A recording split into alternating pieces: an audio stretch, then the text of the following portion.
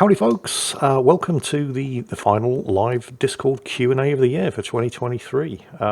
Welcome to everybody who turned up to actually pose the questions and listen in person. And if you're watching this as Monday's Mingles with Jingles, welcome to Mingles with Jingles. Hope you all had a great weekend. Happy birthday, Ryan. It was your birthday on Saturday, and this little video greeting was organised by your wife, Hayley. Ryan's been a subscriber for 9 years. And thought Akazuki and I thought you would appreciate getting a little happy birthday from me and from Akazuki here. Yes, Akazuki says happy birthday too. It was your birthday on Saturday. Congratulations. Right, anyway, so back to the live Q&A. I thought, actually there is one other thing that I needed to mention. Of course, it's that time of the year again, when I take my annual 2-week Christmas break. I'm looking at the dates. I think this means that Saturday the 16th is going to be the last scheduled video of the year, and we'll be back on Tuesday the 2nd of January. However, as most of you are aware, I am just as shit at taking time off as I am at everything else that I do. So you can expect some videos in that 2-week period. In particular, I'll probably end up finishing off the Cyberpunk series, because I'm having so much fun making those videos, and the story is so good with all the different endings. So that you can probably expect that to continue happening. Plus, I do have a couple of other irons in the fire, some videos on new games that will probably be coming out over that 2-week period. But for now, everybody's here. Let's crack on with the questions. First one, coming from Basement NATO Jesus. Dear Overlord, 2 questions here. What are some of your greatest memories from being a community contributor for World of Warships and World of Tanks? So I'll answer that one first. I think that would probably have to be meeting all of the other community contributors anytime I went to an event, whether that was the World of Tanks Grand Finals in Warsaw, which was amazing, meeting all of those people, or the first community contributor summit for World of Warships, where I took a huge white ensign and used it to colonise the St. Petersburg officers of World of Warships and claim it in the name of the Queen. It wasn't really so much the games themselves or anything really to do with the games themselves. It was meeting all of the people associated with the games, meeting Flamu, meeting Volgar the Viking, and all of the various other different community contributors. The second question was, can we expect an Evil video from you this Christmas? Yes. Because I used to do a sort of a Mighty Jingles video every Christmas, didn't I? And I think I've missed it the last 2 years. And when I say the Mighty Jingles, I mean like my evil gnome warlock from World of Warcraft. I plan to do one this year as well, because I've been kind of slacking the last couple of years. So yeah, almost certainly. Anyway, moving on from Tank 50 US. Dear Fleet Admiral Jingles, wow, I've been promoted. I'm not sure I deserve it. What are some of, if not the strangest, dumbest, or funniest projects you've ever seen or heard about that the Royal Navy or the Fleet Air Arm actually spent money on? I.e., that's a good idea, here's a research budget, let us know what you come up with. Other than Project Habakkuk. I've heard of Project Habakkuk. The name's familiar, but I can't remember exactly what it is.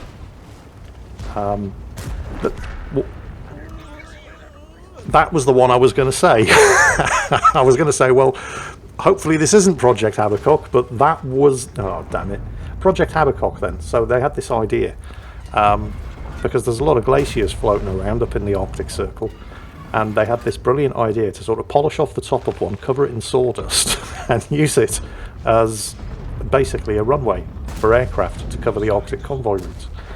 An aircraft carrier, basically an iceberg converted into an aircraft carrier.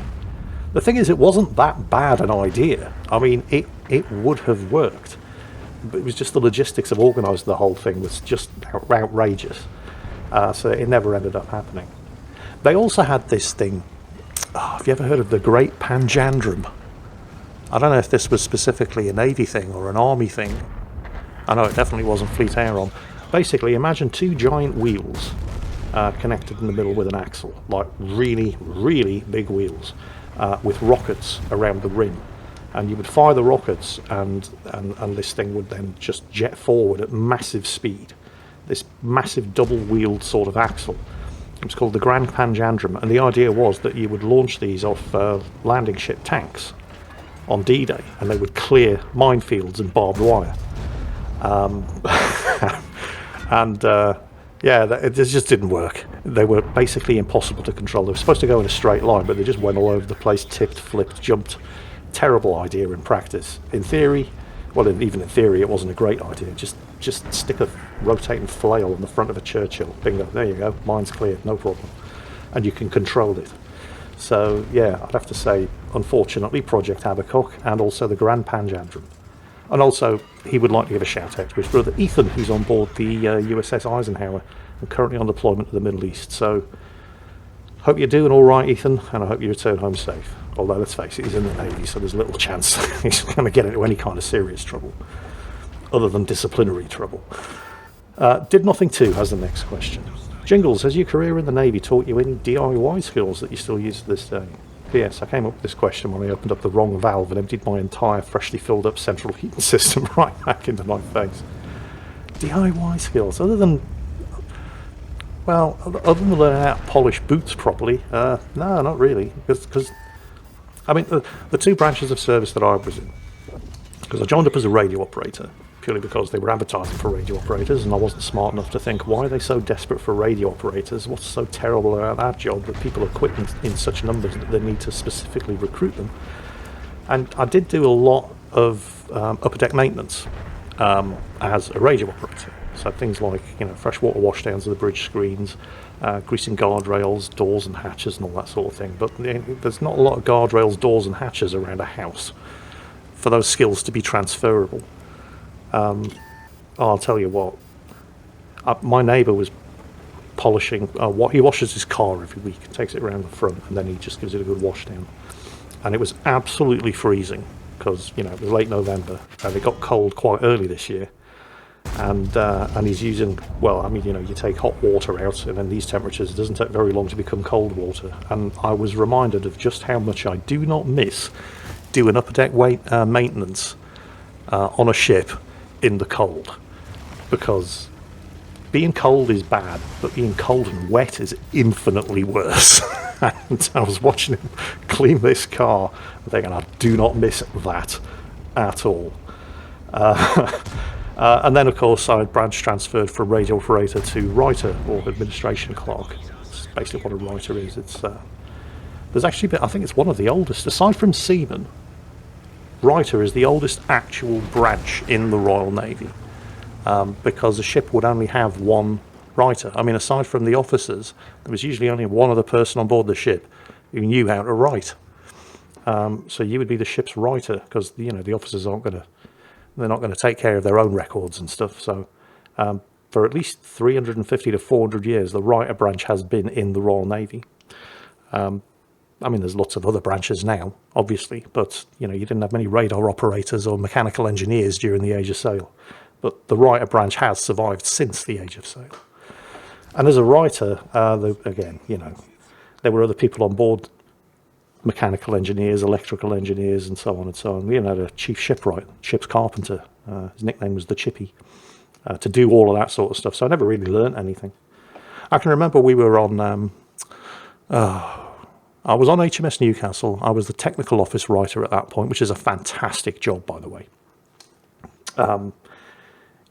You basically, instead of being in the ship's office with the chief writer or petty officer writer and the leading writer and the other writers, you're on your own in the technical office where the mechanical and electrical engineers work, and you basically work for them rather than the supply department. And it's such an easy life. You're effectively your own boss. As long as all the reports and paperwork are done on time, nobody cares what you do. You're just left to your own devices. And if you're any good, and I was a pretty good writer, it is just the easiest life imaginable. If you can get your work done fast and in time, you've got so much time off. As long as you keep the trust of the charge chief marine engineering mechanic and the deputy marine engineering officer, so you make sure that they're happy, you can basically do whatever you want. It's a great job. But anyway, I'm getting distracted. We were doing basic operational sea training at Portland, which was where prior to deployment or when the ship's been in a refit for a while, they basically just try to run you ragged and break you to see if you can handle, operational tempos and make sure that everything on the ship works. And it's like it used to be 8 weeks. I think they trimmed it down to anything between 4 and 6 weeks, but it's bloody horrible if you're a member of the operations department. It's just constant exercising. But if you're the technical office writer, by the first weekend, what they call the staff C check, once that's done, that's it.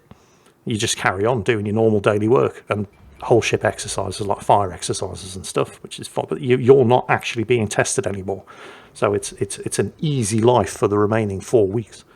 So, and all of the flag officer C training staff who come on board to try to break you, all of the marine engineering and weapon engineering warrant officers, they would congregate in the technical office. And again, as long as I made sure that they all had tea and coffee, it was an easy life. You look after them and they would leave you alone. And I remember in particular one occasion, I'm sitting there and, everybody else is being run ragged and I'm just sitting there making sure they've all got hot tea. And they're all talking about the stuff that they plan to do on the weekend, building a shed, repairing their hot water boiler, doing stuff with their hands that I wouldn't have a clue how to do. But, they were just a different generation. I mean, most people these days wouldn't even know how to replace the battery on their mobile phone. But these guys could build houses, and it wasn't a big thing for them. It was just that was what their generation was like. Also, their jobs, they were all engineers. But it was just a completely alien concept. And so, no DIY skills really whatsoever. I learned how to change the fuse on a plug, and that's about the limit. Right, I got totally sidetracked there. Moving on to the next question. Thank you, Did Nothing Too, for that question. Next one comes from Sir Blake. If you want to revisit more Navy stories from the earliest Mingles with Jingles episodes, here are some suggestions. Oh, I remember these. Episode 12. Mingles with Jingles. Wow, that's gone back a few years. Pretending to be a Russian pilot to get into a nightclub while on shore leave in Glasgow. Wasn't actually what... Okay, I'll revisit this one. So... I can't remember what ship I was on. Not important. I know it wasn't HMS Newcastle. But, we were on shore leave in Glasgow. And there was an air show going on at the time. And there were a couple of Russian pilots showing off, I don't know, Su-27. I can't remember. Not important. Some aircraft. And as any serviceman knows, if you get to go ashore in uniform, that's the best run ashore. Because you often... you don't have to pay for drinks. You can get into places for free and so on and so on. The thing is, in the Navy, unless you're specifically told that today's run ashore will be a rig run, you are not allowed to go ashore in uniform for security reasons. And typically going ashore anywhere in the UK, unless it was a ship's visit to the ship's affiliated hometown, we never went ashore in uniform. So none of the ship's company were going ashore in uniform, but these two Russian pilots who were demonstrating whatever aircraft they were flying at the air show in Glasgow at the time, they went out in uniform, and there was this really, I can't remember the name of the place, really exclusive nightclub in Glasgow. Huge queue to get in. And if you were just, there, even if you're a member of the Royal Navy, if you're in your civvy clothing, there was no way you were going to get to jump the queue. But these two Russian pilots in their flight suits, they got straight to the front of the queue to get into this nightclub. And two of them, it wasn't me, I just heard about this afterwards. Unfortunately, I can't lay claim to this one. But two of the leading stewards on board saw these guys moving straight to the front of the queue, and they immediately joined them. And they got to the front of the line, and the bouncers were like, okay, yeah, you two pilots can come in. Who are you two? Oh, we're their translators. Straight to the front of the queue, straight in. Ditched them the second they got in there. Straight into one of Glasgow's most exclusive nightclubs just by lying about who they were and hanging on the coattails of these two Russians.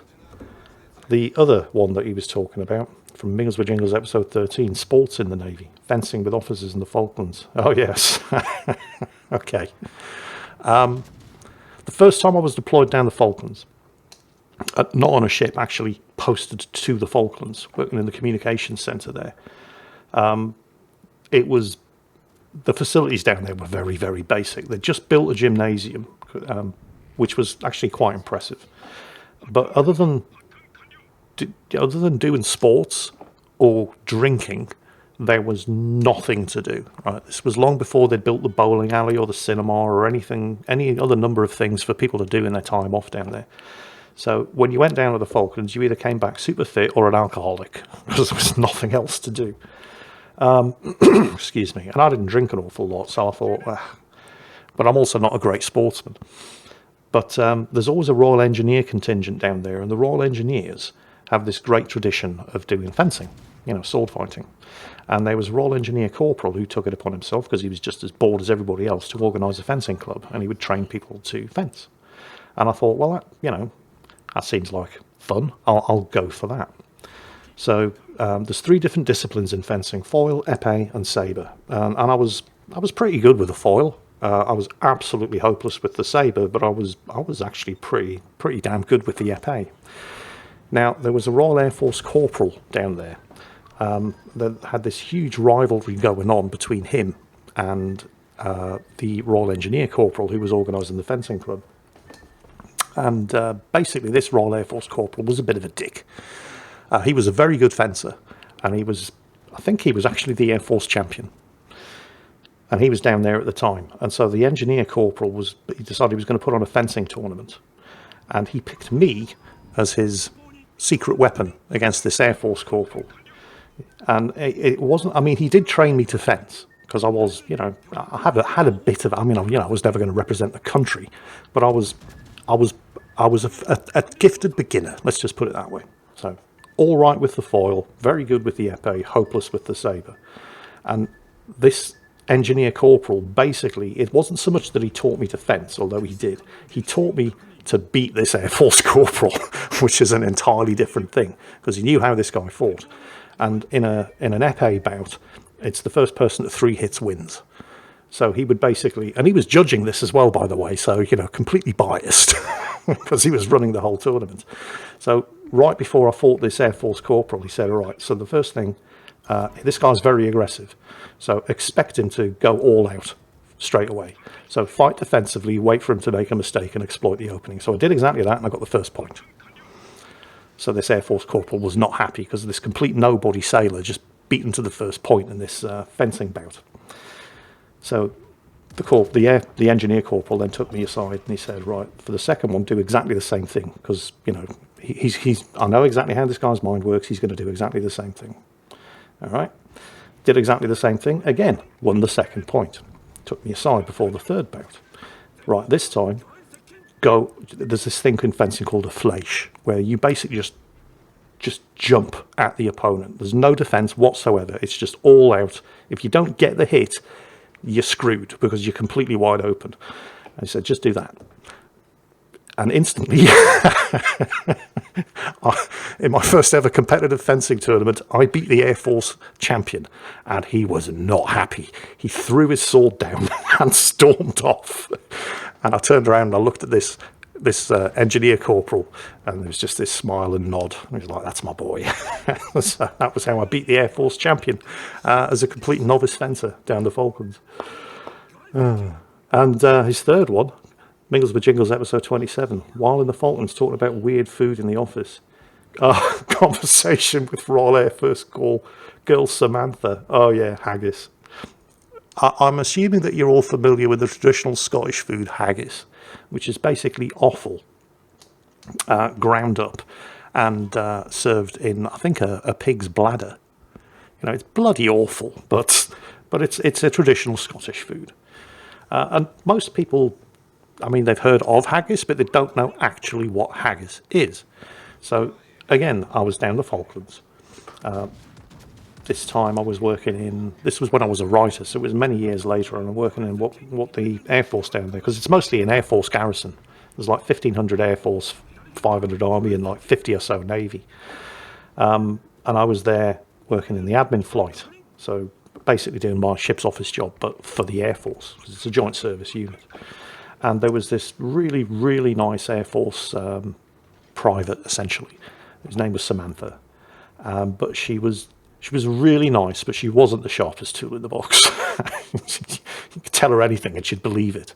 So myself and one of the army sergeants started doing this wind-up about haggis.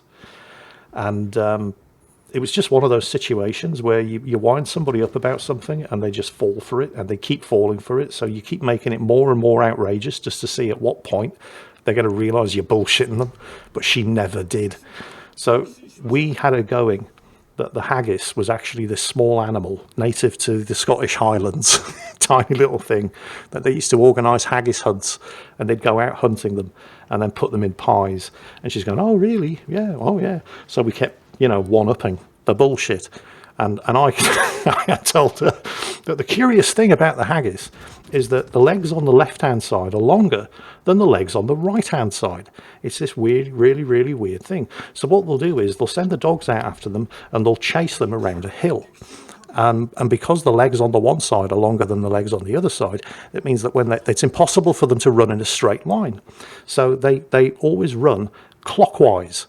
So you send the dogs chasing them clockwise around a hill, and then you get ready on the other side of the hill waiting for it to come around with the nets and catch it. And she believed every word we were saying, and eventually we just couldn't keep a straight face. She only figured out we were bullshitting her when we just burst out laughing. But the entire office were like trying to keep this, as we kept this story going and going and going. The entire office were all sitting there either hiding behind their computer screens because they couldn't keep a straight face, or just having to leave before they would burst out laughing. And she believed every word we were saying. I mean, she was a lovely, lovely girl, but she'd believe anything that you told her. So yeah, it's been more than 10 years since I've told these stories. He says, maybe pick one and tell the others. Oh, sorry, I've ruined it now. I've told all three. But yeah, it's been 10 years since I told these stories. So a lot of you here, this is probably you hearing them for the first time. So thank you, Sir Blake. That was 3 great questions. Moving on to the next one. This is from Sprototals. Wow, that's a tough one. Good day, Jingles. I love watching your gameplays because you play games I'm interested in too. However, sometimes my interest decreases after you finish the game because obviously spoilers and so on. I don't blame you for that, but I just want to know if something like that also happens to you. It doesn't have to be game-related interest, maybe visiting some place or event. Yeah, I mean, it's like the Cyberpunk series. There's not a lot of people watch them, and there's a number of reasons for that. It's not World of Tanks or World of Warships, and there's a lot of people come to my channel just to watch World of Tanks and World of Warships, so that's fine. But also, story spoilers. I get a lot of people saying they'll drop a comment, but they won't watch the video because they don't want it to be spoiled. They want to play it for themselves. I suspect a lot of people are getting themselves the Phantom Liberty expansion for Cyberpunk for Christmas. Actually, because there's a big update coming out on the 5th. Another big patch for Cyberpunk. There's no actual extra story or anything, but they're introducing more cars and vehicle combat and more bikes and the rapid transit system in Night City. Instead of just fast traveling you from one place to another, you'll actually be able to board the trams and travel through Night City and so on and so on. And they're also introducing new romance options with the various different characters, so that's coming on the 5th. But they're also doing what they call the Ultimate Edition, where you buy Cyberpunk and you get Phantom Liberty with it. So I suspect a lot of people might be waiting for that, and they don't want to have the story spoiled. So I completely understand, which is a bit of a shame because those videos do hardly get any views. I mean, if they get 25,000, it's been a good day. Which is nothing. I mean, 25,000 views isn't nothing. There are YouTube channels that would love to put a video up and get 25,000 views, but it's like less than half of what a World of Tanks or a World of Warships video get. But I get it. People don't want spoilers. But the flip side of that is, of course, those videos are still getting views after people have played the game and they've gotten past the part where their own gameplay has progressed to beyond the events in that video. So then they come back and watch that video to see how I did it. So, yeah. I've completely forgotten what the point... Oh, I'm so bad at this. You wouldn't believe I do this for a living. Sometimes my interest decreases after you finish the game because something like that happens to me. Yeah, I do. I kind of do the same thing. If I'm playing a game, I don't really want to see videos on it because I don't want to see spoilers. Although, often after I've gotten past a certain point in the game, I will do the same thing and I'll go and I'll look and see how other people handled it and see what their perspective on it was. So yeah. Ethereal says, hello, Jingles. I was wondering if you still played World of Warships from time to time, and if you do, what's your favourite ship to play? Greetings from France. It's actually been quite a while since I played. What I have been playing lately is Far Cry 5 again. I've been having a lot of fun with that. It's just, I mean, I know the story kind of divided the audience, but I really, really enjoyed it. Especially the way the game just pulls the carpet out from under your feet right at the end. And I've actually gotten to the stage where I've defeated John Seed, Jacob Seed, and Faith Seed, and I've only got Joseph left to go. And I'm just not going anywhere near him because there's still so much left to do in the game. I want to get all the fishing trophies. I want to track down all of the horror comics, all of the Vietnam War Zippo lighters. I want to get all of this stuff done. And I may not, because I've already played the game and I already know how it ends. Well, I mean, there's a couple of different endings, none of which are good. So I may not even bother with the last boss at all and just, keep playing the game as an open world, do random stuff simulator. I've forgotten what the point of the question was again. Here we go. Do I still play Warship from time to time? Yeah, no, not much. Not really much. Occasionally I'll drop back in. And sometimes I'll play a couple of random battles or maybe an operation or so. I still enjoy playing the operations. Favourite ship? That's a tough one, actually. I mean, the Schlieffen is amazing. And I'm like a lot of people, I'm having a lot of fun with the Napoli.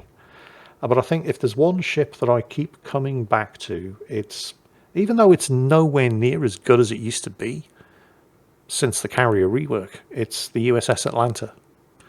And the Flint as well, because they're just such fun to play. So yeah, I would probably have to say the Atlanta or the Flint, which is basically just an Atlanta with slightly more AA and I think 2 less main gun battery turrets, and also gets radar and smoke, so it's awesome. Next question. Thunderbird BC. Azure Lane Thunderbird BC. Have you remembered to hit record? Yes, I have. If it's funny once, it's funny every time. If you're watching this and you're thinking, what's this Jingles? Did you remember to hit record? I once did an entire hour of one of these and didn't record it. So I did this and then had to go and do an episode of Mingles with Jingles properly immediately after. And people keep asking me if I remember to hit the record button. First, because, if it's funny once, it's funny every time. I'm just looking at all of the emojis that are popping up under the question now. Yeah, this. Anyway, First Lieutenant Rough Seas, next question. Hello, Jingles. I've been wondering whatever happened to that Schrader player from World of Tanks. Oh, yeah. I remember you were going to say something one day during an episode, but then changed the subject and never brought it back up. He may still play. I don't know. But we bumped into him, I think, was it in War Thunder? So for those of you who don't know who Schrader is, he's actually in Know Your Meme. You can actually look him up. Basically, I think he was in a Lerva or something, the Tier 8 premium German heavy tank. And it was on, I can picture the map, but I can't remember the name. Anyway, not important. And basically, he was just really, really bad. Comically so. But, I mean, you see bad players in World of Tanks all the time, and there's nothing remarkable about it. But this guy took it to the next level, not just in how bad he was, but in his response to people calling him out for being bad. Now, to be fair, there was another player in the battle who was clearly botting.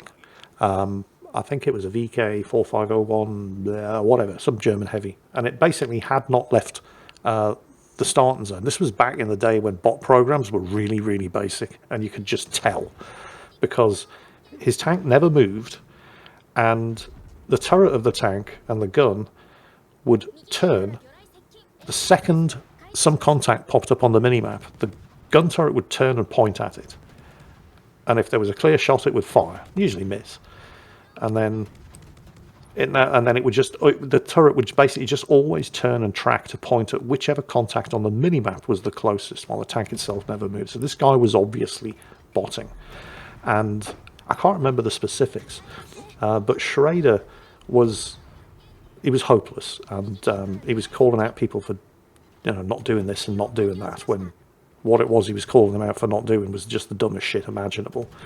And there was one guy in particular that irked him, as well as this guy who was clearly botting. There was this, I can't remember the specific details, but one guy was I think he was in a tank destroyer. So he was camping in a bush, because that's what tank destroyers do. And he was doing a very effective job. And Schrader was trying to shift the blame for his shittiness onto this guy who was actually doing a good job. But the way he was doing it, I mean, clearly English wasn't his first language, and I'm not, you shouldn't take the piss out of people who don't speak great English, but sometimes it's just funny. He kept bush, unfair plane. Plane, as in, an aircraft, a thing with wings and engines. But what he meant to say was playing. He's playing unfair. But his English was so bad, it came across in the most funny and comical way. And, I mean, I didn't have anything to do with it other than putting him in the video, but the memes suddenly started sprouting from it. And there were so many people generating memes about this guy. Unfair plane, he Kent Bush. That it actually made it onto Know Your Meme. It became an internet thing, and it was just hilarious. It was a case of where the thing itself was funny, but the reaction to it was funnier. And then we bumped into him again, months later, again in World of Tanks, and he was just as bad, and he hadn't learned a thing. And then I think we bumped into him in War Thunder. So, and nothing. Absolutely nothing had changed. He was just as terrible. Again, you bump into terrible players in World of Tanks all the time. It's not remarkable. But this guy's communication made him stand out from the crowd. And of course, this was back in the days when I was probably the biggest World of Tanks YouTuber. And so everybody knew him. And everybody, I mean, I feel kind of bad for him, but actually I don't, because he brought it all on himself. So fuck that guy, honestly. Okay, it turns out Grumps has had to leave us, so I'm flying solo on this Q&A from here on in. Let me get back to the questions. Where are we? Yeah, Schrader. Man, that guy was just what an idiot. The next question from Frankie B. What are your plans for Christmas as a single bloke? Well, I basically just plan to take it easy and play some. Actually, that was something I was thinking about the other day. What games is everybody excited about for playing over Christmas? Because if you were to ask me to name a game that was coming out for Christmas, I couldn't think of a single one. I mean, no, I've got nothing. Generally speaking, I look forward to taking my 2 weeks off at Christmas because there's this game coming out at Christmas that I'd really like to dedicate some time to, but I can't think of a single game.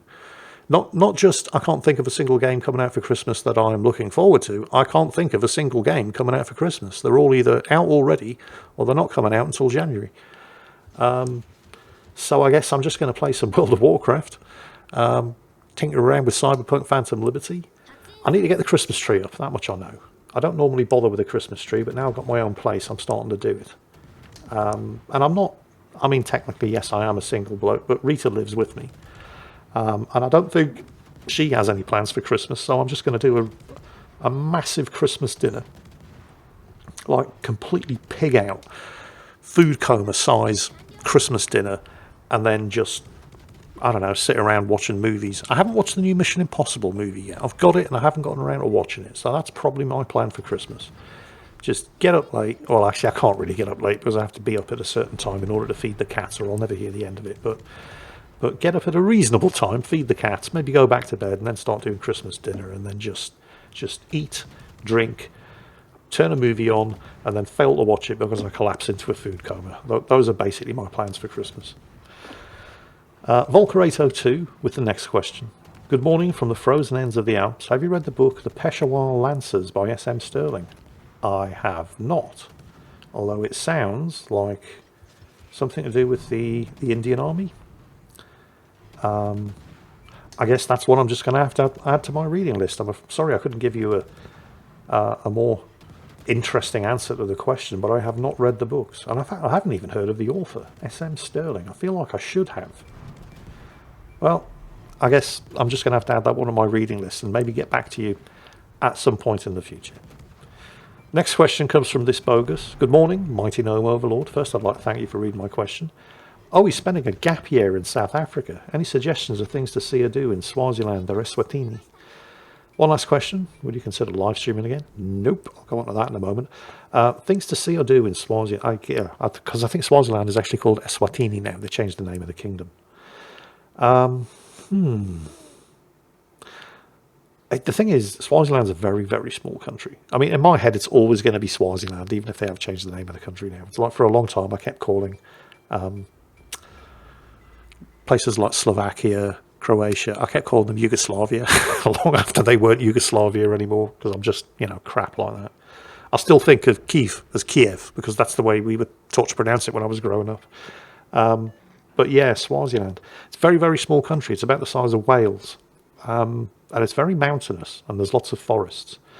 The capital, Mbabane, it's not much of a city. It's not a very, as towns go, it's not very big. But the thing about Swaziland is, it's just the people are so friendly. I mean, you can go anywhere in Swaziland and feel like, you're being welcomed everywhere you go. Maybe, I don't even know if it's, you have to remember, we're talking 40 years ago when I was there, so I don't even know what the place is like anymore, although I don't imagine it's changed that much. I remember the Royal Swazi Sun Hotel and Casino was always good. Don't ask me how I knew what the Royal Swazi Sun Hotel and Casino was like as a 16-year-old.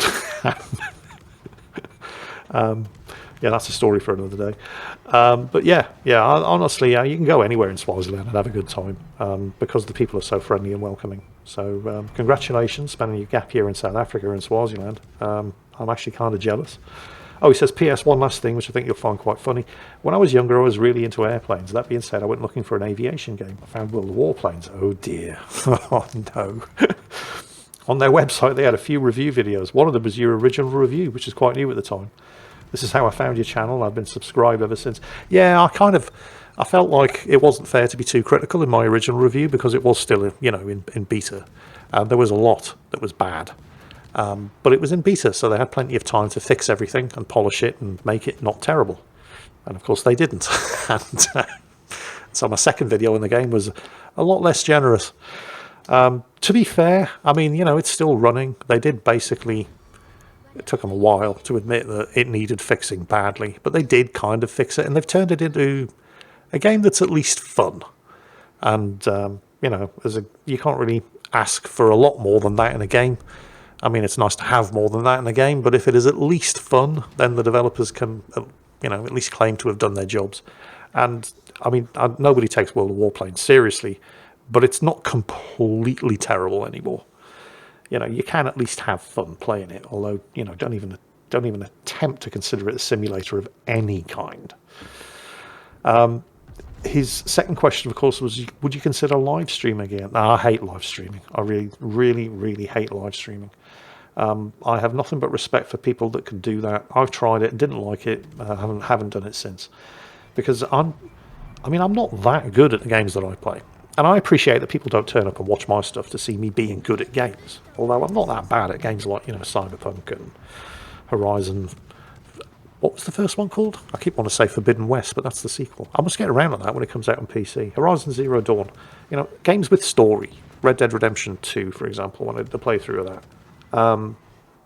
But if I'm streaming something, I'm very, this is something I was famous for in the Navy. I am very, very bad at pretending to not be pissed off. I have a very, very low bullshit threshold. And you get streamers who, again, nothing but respect for people who can do this when they're live streaming. They are clearly not having a good time. Things are going badly. Nothing's working out. Maybe they're also having technical issues, but they soldier on through. They put a brave face on it for the sake of their audience, and I just can't do that. So yeah, no. Maybe, I'm not going to say never. I'm technically still a Twitch partner, but possibly, because I think the last time I streamed something was when I did the Christmas stream of Inside a couple of years ago. Do you remember that? Side-scrolling, technically platformer, but way, way, way more to it than that. And I surprised myself at how good I was at that game, because I'm normally terrible at that sort of thing. But it was kind of generous and It was one of those games where the controls were simple. You know, there wasn't a lot to get wrong, but it was more the puzzles and figuring it out, as well as the atmosphere and the story. And they managed to do such a good story with no voice acting at all. It was all implied, and they did an amazing job with it. And that, I think, was the last thing. And I'm pretty sure I also recorded it and put it up on YouTube as videos. But that, I think, was the last thing I ever live streamed, and that was years ago. Maybe if there was something like that, I might consider doing it. But I have no plans because I just don't like live streaming. Anyway, oh yeah, Cheap Milk. Have you already heard about the Cyberpunk 2.1 update? And if so, what do you think of it? So yeah, I mean, I mentioned this earlier. Cyberpunk's it's coming out on the 5th of December. So I'm recording this on the 3rd. It's going live as Mingles with Jingles on the 4th. So if you're watching this as Mingles with Jingles, tomorrow, big update for Cyberpunk. Now, there's no new story being added. You know, they did that with Phantom Liberty. But they're introducing new romance options. So, like, for example, if you're romancing Judy or Panam, you can actually have them come over and stay at your apartment, and so on and so on. The fast travel points around the city, instead of just, you know, teleporting you from one fast travel point to the next, you can actually board, I think it's called NC Cart or NC Art or whatever the fast travel system is in the city. You can actually board the trams and just go around the city like that. They're introducing all kinds of quality of life and not story content, but additional content, and it's all obviously, you know, completely free. And that's coming out on the 5th. Yes, go free. I am recording. Thank you. If it's funny once, it's funny every time. Connor says, "Hey Jingles, how are your bosses?" I mean kitties. Yeah. Susie's getting old, and she does suffer from arthritis. She's 12 now. She's going to be 13 soon, which is a good age for a cat. And she does kind of struggle to get around a bit. The reason why I had the stairs carpeted in this place was just to make it easier for her to get up and down the stairs. Akazuki is fine, of course. She's getting groomed tomorrow. Although, if you're watching this as Mingles with Jingles, she's getting groomed today. I have a professional cat groomer come around every 3 months and take care of her coat. And she's not a huge fan of it, but she's a polite, well-behaved girl, so she tolerates it. Although she does complain a lot. So I've got that to look forward to. But yeah, they're both fine. Akazuki is the most vocal cat I have ever known. Sometimes you hear her piping up in the background when I'm recording a video. She's got such a massive different range of vocalizations, not just meows, but yeah, you know, she trills, she chirps, and getting to know what they all mean is quite an endeavour. At the moment, she's sleeping in the window upstairs, and Susie's curled up in her favourite box. I've got 2 cat beds on the floor in the living room. They never use them. they prefer to use the box that they came in because, you know, cats. But yeah, they're both doing fine. And in fact, again, if you're watching this as an episode with Mingles with Jingles, you've already seen it. But for the benefit of everybody who's attending this live in Discord, for the birthday greeting for Ryan at the beginning of this episode, Akazuki even wished him a happy birthday too, because it's next to impossible to get her to shut up. So she was there in the video. And I think I'm going to have to knock this one on the head there, because we're coming up to 45 minutes here. And I need a fresh coffee. So my apologies to everybody who didn't get their questions answered, but thank you for turning up and actually posing the questions.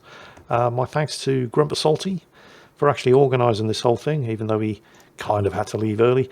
And I hope you've all had a fantastic, or are having, if you're here in person, a fantastic weekend. And as always, take care, and I'll catch you next time.